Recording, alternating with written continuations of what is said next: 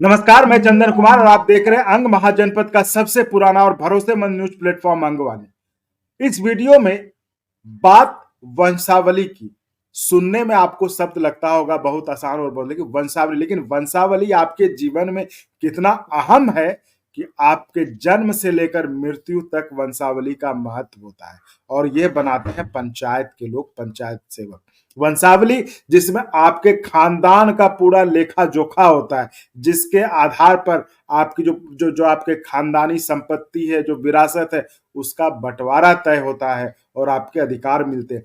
इसी को लेकर बिहार सरकार ने एक अभी महत्वपूर्ण फैसला लिया है, जिसको लेकर कि उस फैसले का असर आम लोगों पर क्या पड़ेगा, उनके वंशावली पर क्या असर पड़ेगा, उसके और वंशावली बनाने की प्रक्रिया क्या होती है।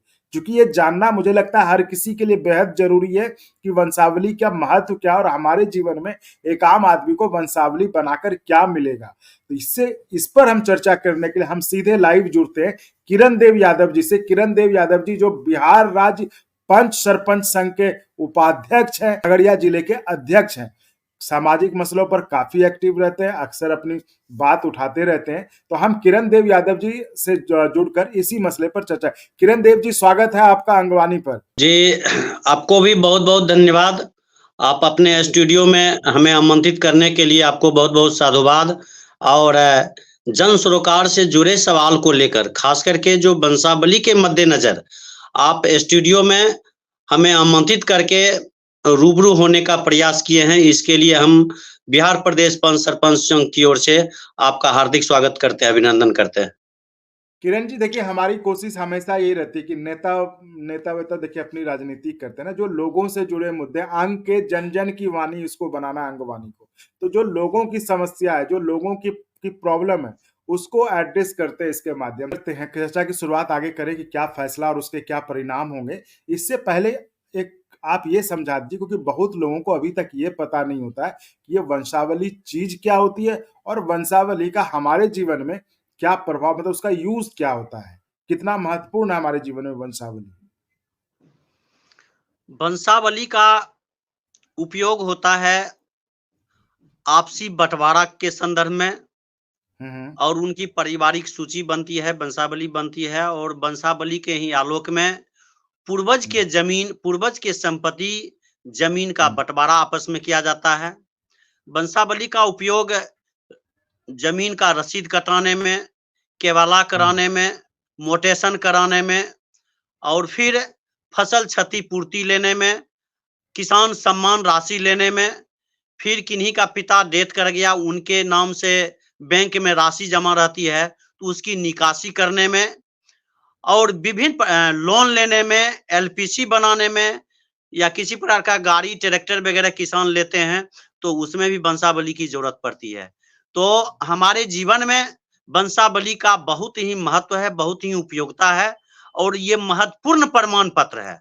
लेकिन इस महत्वपूर्ण प्रमाण पत्र को इस तरह से जटिल कर दिया गया है बनाने की प्रक्रिया।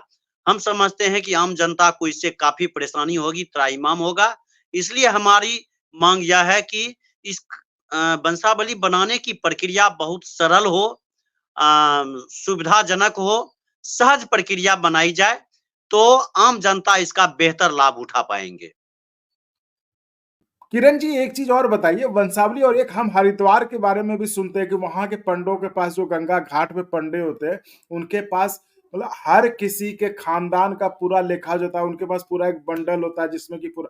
तो ये वंशावली मतलब आप जो पंचायत सेवक, जो पंचायत के लोग बनाते हैं, वो सरकारी उससे कितना अलग है? ये दोनों एक ही है या वो अलग अलग है दोनों? वो दोनों में काफी अंतर है। वो अच्छा। जो ज्योतिष और पंडित जी वगैरह बनाते हैं उसको जन्म कुंडली बोलते हैं, और उनके अच्छा। पीढ़ी दर पीढ़ी का वो अपना जजमान के तौर पर वो अपनी यादगार के लिए वो रखते हैं। वो एक अलग चीज है, उससे कोई मतलब नहीं है। ये अच्छा, मतलब वंशावली इसका जो है सरकारी। खास करके, ये जी। वंशावली जन उपयोगी है, आम जनता के हित में है, और इससे आपके तमाम प्रकार के जो सरकारी लाभ लेने की जरूरत होती है, या फिर अपनी जमीन संपत्ति का आपसी बंटवारा करने से संबंधित होती है, तो इसमें हम्म। इस वंशावली का उपयोगिता होती है। अच्छा, मतलब वो उनके पंडित जी का वो अपना रिकॉर्ड होता है, निजी रिकॉर्ड होता है, उसका सरकारी महत्व कुछ नहीं है। सरकारी महत्व इसी वंशावली का है, जी, जिसको कि आप जो है सरकारी समय समय पर योजना के मद्देनजर इस पंचायत के द्वारा, ग्राम कचहरी के द्वारा निर्गत वंशावली का उपयोग होती है। जी वही बताएं ताकि व्यूअर्स जान पाए कि जो वंशावली का नया नियम आया है, क्या इससे लोगों को कुछ फायदा होगा या नुकसान होगा या क्या होगा, उस पर आप बताएं। जी। सबसे पहले तो मैं आपको जानकारी दूं कि वंशावली बनाने का प्रावधान लगभग 50 साल पहले से, जिस समय अच्छा। में पुराना जो 1978 से पहले जब सरपंच के द्वारा ही वंशावली बनाई जाती थी, 1978 के चुनाव में बंद हो गया, तो फिर 22 वर्षों तक पुराने सरपंच ही वंशावली बनाते थे और 2000 ईस्वी के में त्रिस्तरीय पंचायत प्रतिनिधि का चुनाव हुआ, लेकिन 2000 ईस्वी में सरपंच का चुनाव नहीं हुआ। 2006 ईस्वी से सरपंच का चुनाव हुआ, तो पुनः सरपंच ही वंशावली निर्गत करते थे और वंशावली निर्गत के बाद हम लोग पंच सरपंच के द्वारा जो वंशावली बनाई जाती थी, बहुत ही नॉर्मल तरीके से सहज और सरल प्रक्रिया के तहत हम लोग वंशावली निर्गत कर देते थे, जिससे आम जनता को त्वरित निर्गत हो जाने से समय पर वो वंशावली का उपयोग किया करते थे। वंशावली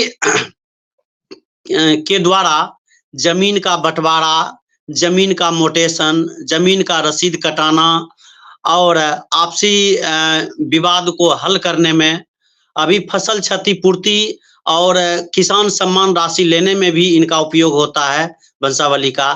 फिर किसी का पिता डेथ कर गए और उनके खाते पर रुपया बैंक में है जमा, तो वैसी स्थिति में भी वंशावली उसमें जरूरत पड़ती थी, जिससे कि वह राशि निकासी हो पाती थी।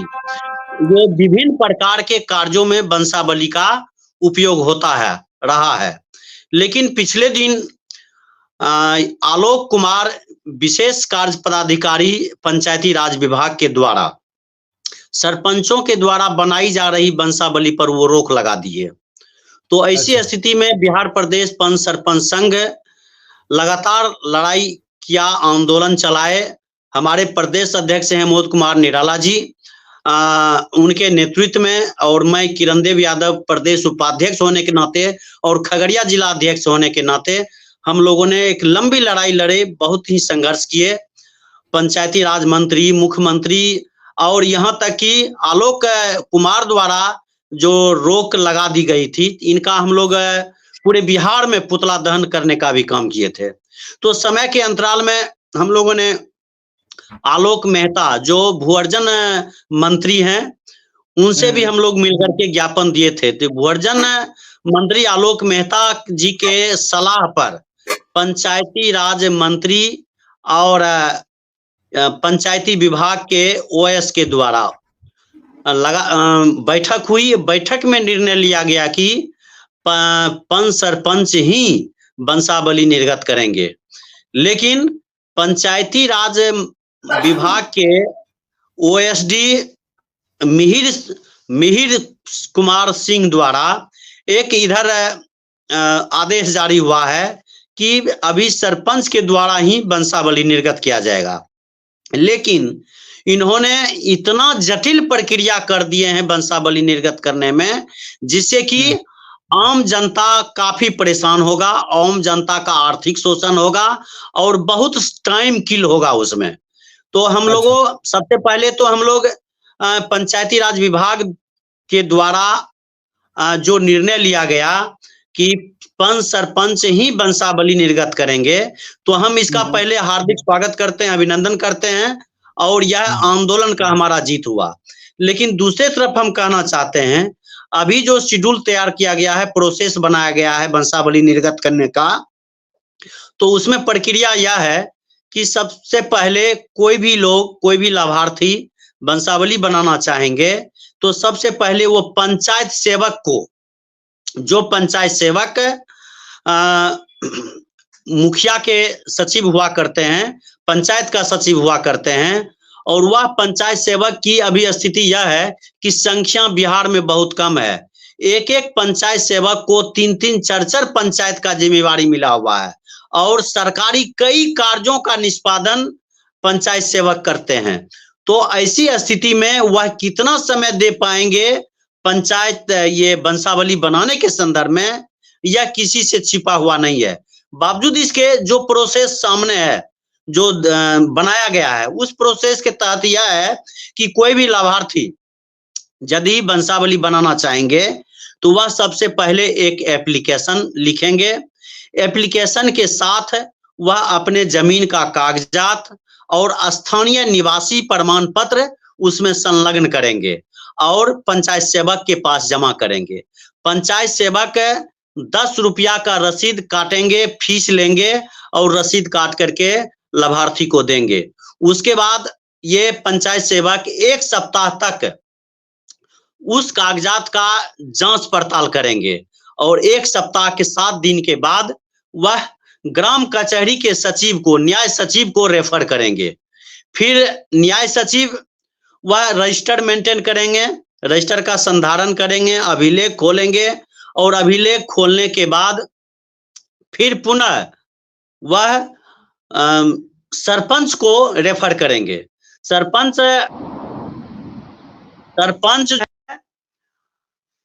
उसको लगभग 15 दिन तक वेटिंग में रखेंगे और उससे संबंधित अपने ग्राम कचहरी में जहां भी पंच सरपंच बैठते हैं, ग्राम कचहरी को मान लीजिए, तो ग्राम कचहरी के नोटिस पटल पर वह नोटिस चिपकाएंगे कि इस वंशावली के मद्देनजर किसी को आपत्ति तो नहीं है, तो आपत्ति अनापत्ति का इंतजार 15 दिन तक करेंगे।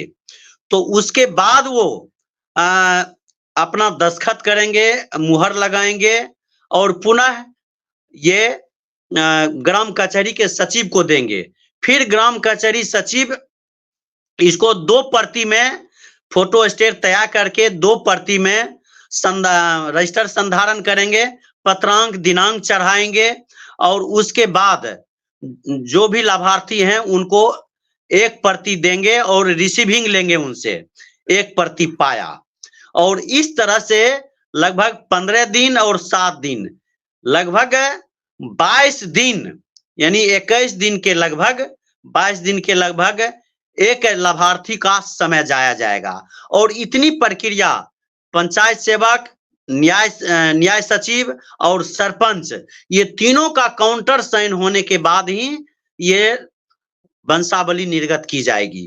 तो अब दूसरे तरफ ये स्थिति है कि पंचायत सेवक को जो एप्लीकेशन देंगे जमीन संबंधी कागजात के साथ और स्थानीय कागजात के साथ, स्थानीय निवासी होने का कागजात के साथ, तो उसके साथ साथ एक और महत्वपूर्ण कागजात उनको जमा करना है जिसमें वो कोर्ट से एफिडेविट करके उसमें संलग्न करेंगे।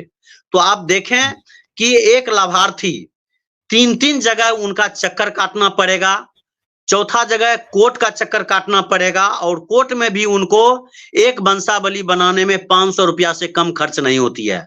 और आना जाना होगा तो मुख्यालय जाना होगा, कोर्ट जाना होगा, तो उसमें भी उसका भाड़ा तारा खर्च करना पड़ेगा।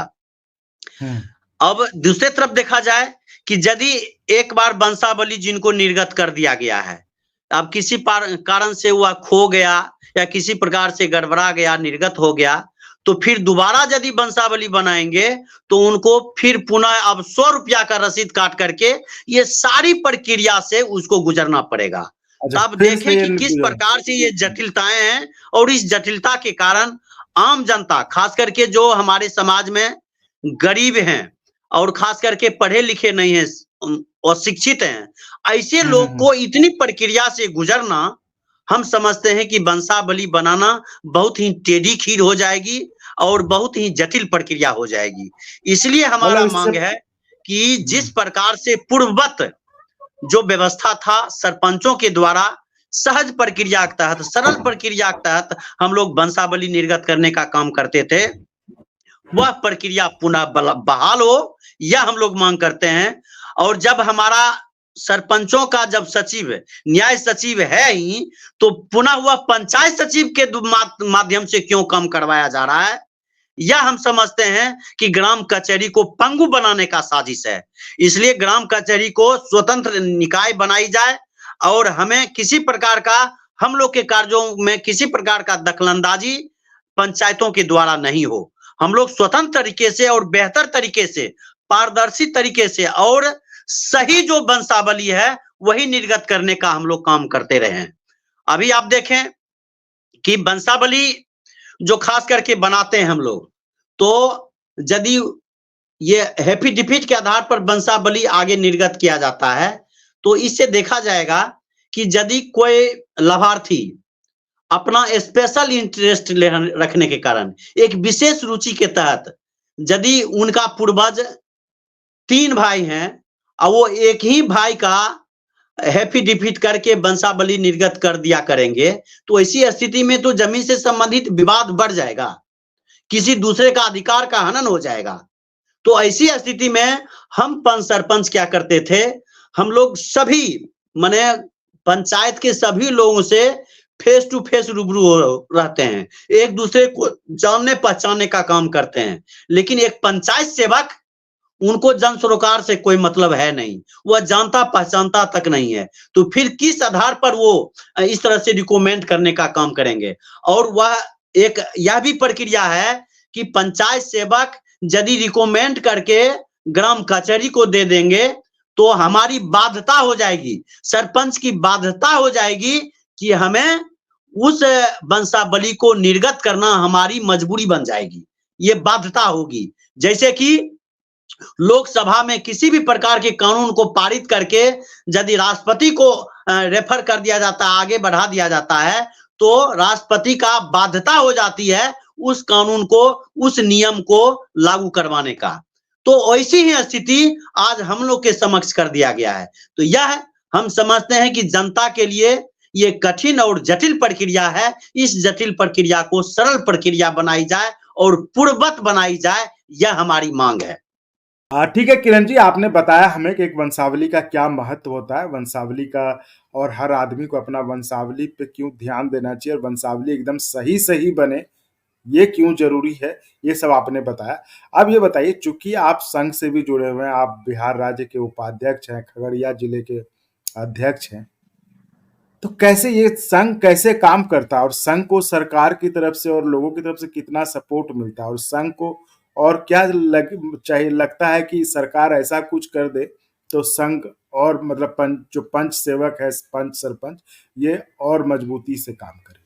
जी, ये हम लोग का बिहार प्रदेश पंच सरपंच संघ 2006 में से जब चुनाव हुआ तो 2007 में 23 दिसंबर को स्थापना हम लोग किए थे संगठन का। और इस स्थापना के बाद पंच सरपंचों के सम्मान, सुरक्षा, सुविधा, वेतन, बीमा, भत्ता, पेंशन, अन्य अधिकार के सवाल को लेकर, पंच ग्राम कचहरी को सर्व सुविधा संपन्न करने के सवाल को लेकर, गांधी जी का ग्राम स्वराज का सपना को धरातल पर उतारने के सवाल को लेकर, पंच सरपंचों को खास करके एमएलसी चुनाव का वोटर बनाने के सवाल को लेकर, 2006 से पेंशन चालू करवाने के सवाल को लेकर, और 2.5 वर्षों से लंबित वेतन अभी है उसको भी भुगतान करने के सवाल को लेकर, ये कुल 5 मांगों के साथ साथ 11 सूत्री मांगों को लेकर हम लोग बिहार प्रदेश पंच सरपंच संघ के प्रदेश अध्यक्ष अमोद कुमार निराला, प्रदेश संयोजक पुष्पेंद्र ठाकुर और मैं प्रदेश उपाध्यक्ष किरण देव यादव के नेतृत्व में हम लोग लगातार आंदोलन चलाते रहे हैं। और उस आंदोलन का परिणाम हुआ है कि जब 2006 के सत्र में सरपंच को 1000 रुपया, उप सरपंच को, जैसे कि अभी का दौर में हमें बताना चाहूंगा कि अभी पंच सरपंच को 12 2500 रुपया सरपंच को मासिक वेतन मिलती है, 1250 रुपया उप सरपंच को और 500 रुपया पंच को मिलती है। लेकिन 2006 के सत्र में ये इसका सीधे आधा था, यानी 250 पंच को, 500 उप सरपंच को और 1250 रुपया सरपंच को मिलती थी। तो समय के अंतराल में हम लोगों ने आंदोलन किया तो ये मांगे पूरी हुई। लेकिन अभी के दौर में अगर देखा जाए तो त्रिस्तरीय पंचायत प्रतिनिधि जितने भी हैं, सिर्फ ग्राम कचहरी के सदस्यों को छोड़ करके, माने वार्ड सदस्य से लेकर के मुखिया, जी। जिला परिषद वगैरह तक, प्रमुख, हम्म। उप प्रमुख तक, समिति सदस्य तक, सबको एमएलसी चुनाव का वोटर बनाया गया है। लेकिन सरपंच को, उप सरपंच को और पंच को एमएलसी चुनाव का वोटर नहीं बनाया गया है। तो इस सवाल को अच्छा। लेकर के भी हम लोग लगातार लड़ाई लड़ रहे हैं। अभी इसी क्रम में अभी देखें कि जो हम लोग का जो एक सम्मानजनक वेतन तक नसीब नहीं मिल रहा है, न्यूनतम मजदूरी भी नसीब नहीं हो रहा है, और दूसरे तरफ अभी लोकसभा का सदस्य हो, राज्यसभा का सदस्य हो, विधानसभा का सदस्य हो, इन लोगों का सम्मान, सुरक्षा, वेतन, बीमा, भत्ता, पेंशन, अन्य अधिकार कितना है, और हम लोग भी जिस वोट से वो जीत के गए हैं उसी वोट से हम लोग भी जीत के आए हैं, लेकिन हम लोग को साथ आज सोतेलापन व्यवहार किया जा रहा है और अनदेखी किया जा रहा है। इसी क्रम में अभी एक राज्यसभा के सांसद हैं जिन्होंने राज्यसभा में बुलंदी के साथ पंच सरपंचों के इस समस्या को रखने का काम किया है। लेकिन बिहार की सरकार अभी हम लोग के साथ उपेक्षा कर रही है, अनदेखी कर रही है, हम लोग के मांगों के प्रति सोतलापन व्यवहार कर रही है। इसलिए हम सरकार से भी मांग करते हैं कि पंच सरपंचों का जो यह जायज मांगे हैं, 5 सूत्री मांग, उसे अविलंब पूरा किया जाए। अन्यथा हम लोगों ने निर्णय लिया है कि 12 जनवरी 2024 को गांधी मैदान से प्रतिरोध मार्च निकाल करके राज्यपाल के समक्ष 1.25 लाख पंच सरपंच हम लोग सामूहिक इस्तीफा देने का निर्णय लिए हैं, और जब तक कि हमारी मांगे पूरी नहीं होगी तब तक हमारा ये आंदोलन जारी रहेगा। तो किरण देव जी, ये तो आपने बताया कि जो वंशावली मतलब बनाने के क्या नियम है और वंशावली का क्या महत्व होता है और वंशावली किस चीज के लिए जरूरी होता है, और आपने ये भी बताया कि जो सरकार ने अभी निर्णय लिया है उसमें पंच और सरपंचों को अधिकार दे दिए हैं बनाने के कि फिर से वो पुरानी व्यवस्था ही लागू रहे, लेकिन प्रक्रिया को जटिल कर दिया गया है, यही आप कह रहे हैं ना? जी हाँ। आप ये चाह रहे हो और आपकी डिमांड है कि इस जटिल प्रक्रिया को, जो पहले की तरह प्रक्रिया होती थी जो कि जन सरोकार, चूंकि पंच सरपंच उस इलाके के होते थे, उन इलाके से उनका रोज का वास्ता होता था, और पंचायत सेवक शायद जो है उस इलाके से ना जुड़ा हो, उसका उस तरह से रिश्ता ना रहो लोगों के साथ जिनकी की वंशावली बननी है। तो इसलिए आपका, आपके संघ मतलब आपसे संघ की तरफ से, आप चूंकि उसका उनका प्रतिनिधित्व करते हैं उस संघ का, आपकी डिमांड है कि उस पुरानी प्रक्रिया लागू कर दिया, सरकार को इसके लिए बधाई, लेकिन जो प्रक्रिया थी उसको भी बहाल किया जाए। तो बहुत बहुत धन्यवाद किरण देव यादव जी, आपको इस चर्चा में जुड़ने के लिए और लोगों को, हमारे व्यूअर्स को ये बताने के लिए कि वंशावली कैसे बनाई जाती है और वंशावली का आपके जीवन में क्या महत्व